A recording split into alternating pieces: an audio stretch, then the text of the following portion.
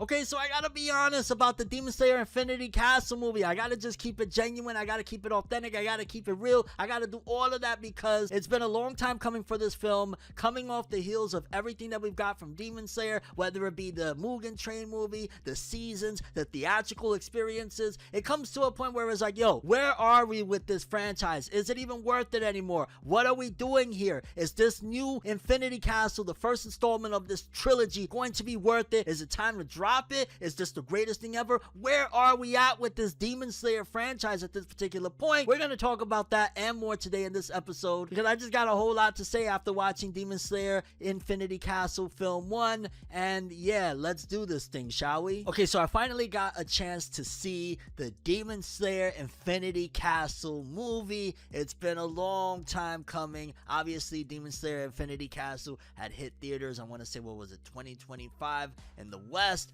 Didn't get a chance to see it, and then ultimately after some time in 2026 it finally came to streaming via Crunchyroll and finally got a chance to see it. And I'm gonna just be straight away honest about this whole thing because this film, again, it's a continuation, of course, of the Demon Slayer story. It's not an original story or anything like that. It's straight from the manga or whatnot. Let's talk about one of the biggest things about watching this movie that immediately, like, my first thought basically is that it is legitimately, arguably, the most gorgeous, the most best looking, the most beautiful art and animation ever seen, especially for a shonen battle series. I mean, the way that Studio Ufotable is able to craft this thing, it just looks like legitimately gorgeous. Like the art style, the paint, all of it, the way it just looks, it's just phenomenal. Honestly, when it comes to visually, the character designs in particular just look beautiful. Like, you look at the TV anime and then you look at this film and you're like, wow, they somehow managed to, despite the fact that the TV anime looks incredible, take it up another notch and it looks even better. Like, it looks better than even the first film, the one that actually came out in theaters, what was it, during like the COVID times and whatnot, the Mugen Train. It looks better than that. So as far as art and animation, looks better than that. I will say that I'm not gonna say 1000% perfect as far as, and maybe this is more so opinion based, my only complaint would be regarding the art and animation is the backgrounds. The backgrounds are so realistic looking. They look like straight up a photograph. So when you look at the character designs, at the end of the day, as much as detail and as much as paint and all of that stuff that you do with the character designs, there's still 2D animation. So when you look at the backgrounds in comparison, sometimes the character designs kind of stick out a little bit more because of the backgrounds looking so realistic. So it's like, I don't want to say that it doesn't necessarily blend perfectly because it still looks like incredible. Like, you know, early on in the film when you walking through or you see like the forest scenes and it's like, oh my gosh, it just looks like a photograph. And then, you know, some of the other stuff, like, they know what they're doing with the character designs and making them look so good, and the backgrounds just look so realistic. So that was probably what I would say would be my only gripe regarding the art and animation, because other than that, it's damn near flawless. Like, and again, it just takes everything that you know of Demon Slayer, of as far as what it looks like, and brings it to a whole other level. Like, there's not one scene where I'm like, oh, that look like, this was just truly, they put everything possible into making this thing look beautiful. So I'm gonna say that. Now, as far as the story goes, because essentially I would put this movie into like 3 different parts, because it's basically 3 different battles. There's the Shinobu battle, and it's all against the upper ranks. There's the Shinobu battle, then there's the Zenitsu battle, and then there's the Tanjiro and Gyu battle against Akaza. Honestly, the other 2 demons, I can't really remember their names. I just remember that one of them was the one that killed Shinobu's older sister. The other one was the one that was like Zenitsu's, I guess, comrade, and that was raised up with him when he was a human, and then eventually he got turned into a demon. And then, of course, Akaza, the run back of the century after what happened to Rengoku and all of that stuff with the Mugen Train and whatnot. So it's 3 different sections of this movie for the most part. I mean, I think there's like a little piece you could argue with, like the leader of the Demon Slayer Corps find out that something happened to him or whatever, and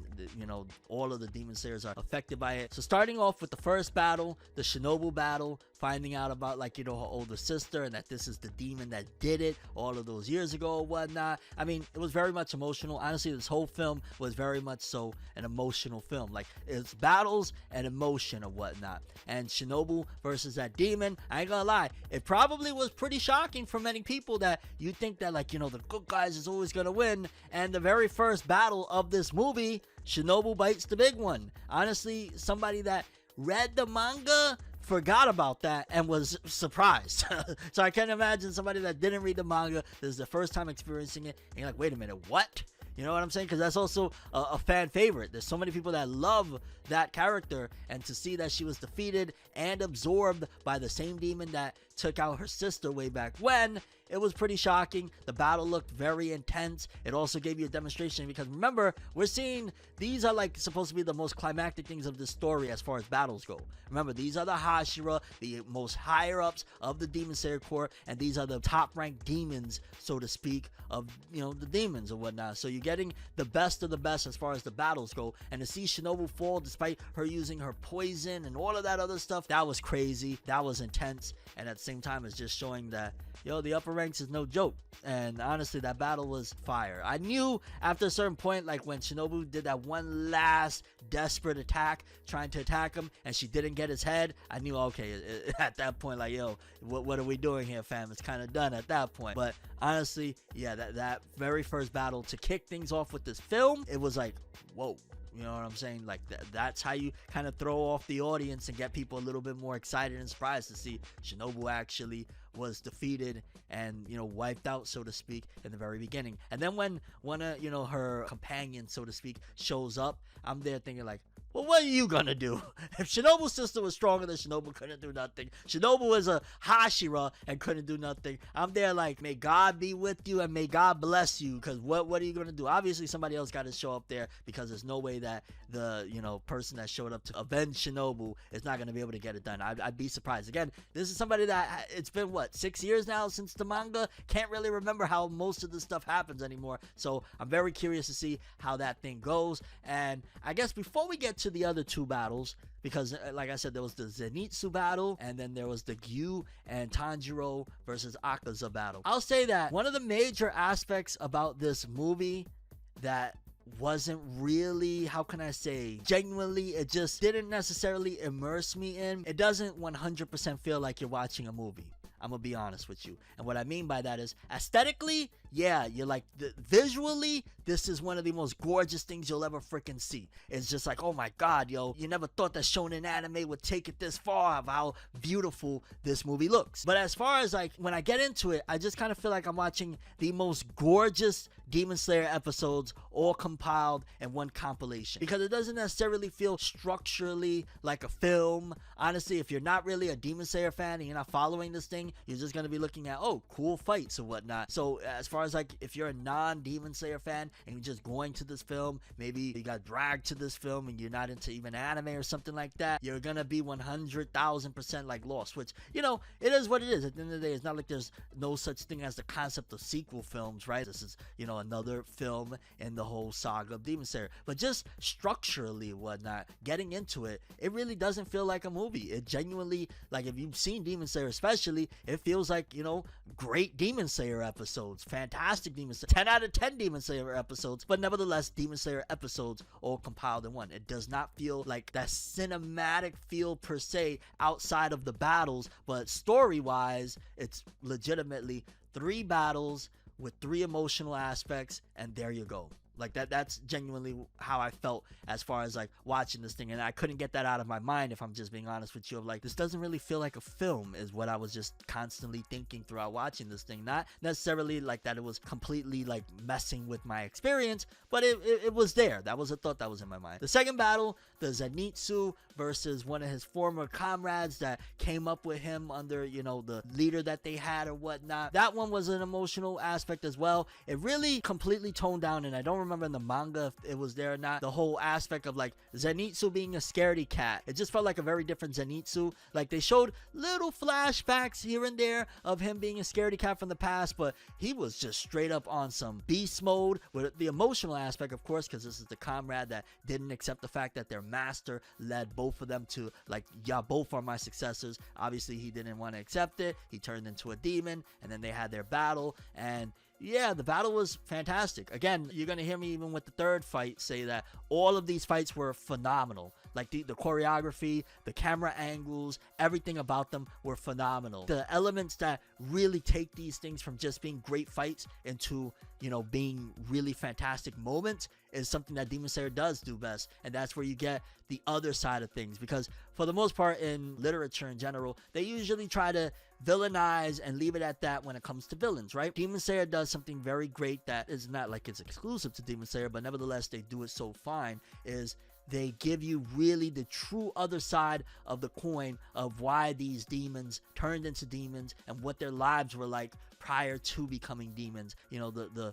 tragedies and whatnot. So like with the Zenitsu battle and the demon, the upper rank that Zenitsu was fighting against, getting like the flashbacks of the master and all of that stuff, it wasn't as emotional, but it was still enough to really make you feel like, oh, okay, I get why this is important, and I get why this is like, you know, this is the first of the you know, trilogy, so to speak, of film. But yeah, honestly, that was a great fight. It was great to see Zenitsu really throw down, and this was like the culmination of everything you've seen Zenitsu go through, of him actually making it to the moment of taking down somebody that hurt him and his master. And I think the most emotional aspect was where you see the little illusion, I guess you would say, of Zenitsu with his master and his master in tears and whatnot. Like, it was just a great fight. The third part of this movie was the part of the movie that I think it might have lasted the longest, if I'm not mistaken. And again, that was the Tanjiro and Gyu versus Akaza battle. And of course, because of what Akaza did all the way back in the Mugen Train film, everybody is like, this dude needs to be absolutely decimated. They made Akaza, I want to say that this was legitimately, hands down, bar none, the toughest fight in all of Demon Slayer.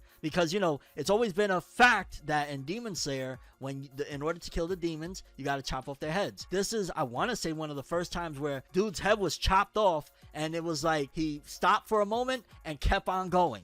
You know, he stopped for a moment and kept on going, and I was just there in complete and utter shock and disbelief of like, oh my God, you know what I'm saying? Like, this was one of the toughest battles. Seeing both of them together, having to work together. Tanjiro, that he's pretty much, I think it was even mentioned in here, he's like at the level of a Hashira, and Gyu, of course, is a Hashira. It's like two Hashiras versus Akaza, and Akaza was so beast that he still was kicking tail. Tanjiro had to tap into a whole other level, had to have a flashback about his pops slaying a bear to give him some motivation and a power up, like all of that, and still Akaza wouldn't fall. Like, that was just some next level stuff. And his flashback, which again, I want to say that was one of the largest portions of the movie, of Akaza's flashback, was very tragic. Finding out about everything that he had to go through, the poverty, you know, his father, the stuff with the girl that was supposed to be his wife, and the master that brought him in after all the bad stuff that he was doing or whatnot, and cleaned him up and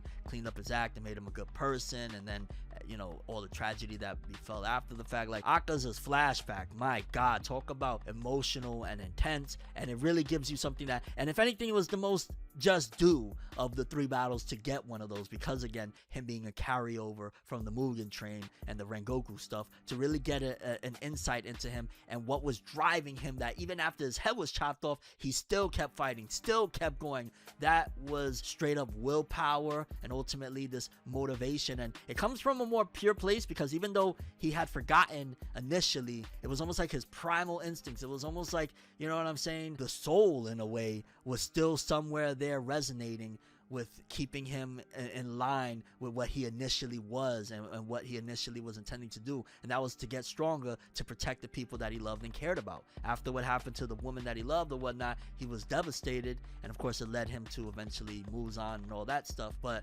my gosh, his backstory was tragic, the battle was intense, and again, it was the most toughest fight we've seen thus far in all of Demon Slayer. It was just like, this dude would not go down for nothing.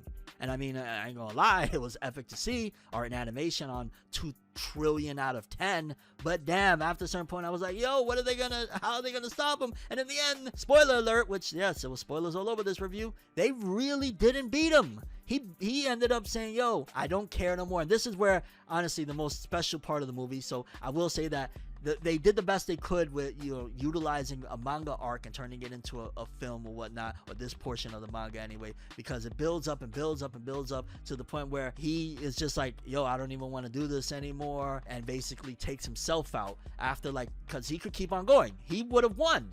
The whole point is that Akaza, he would have won.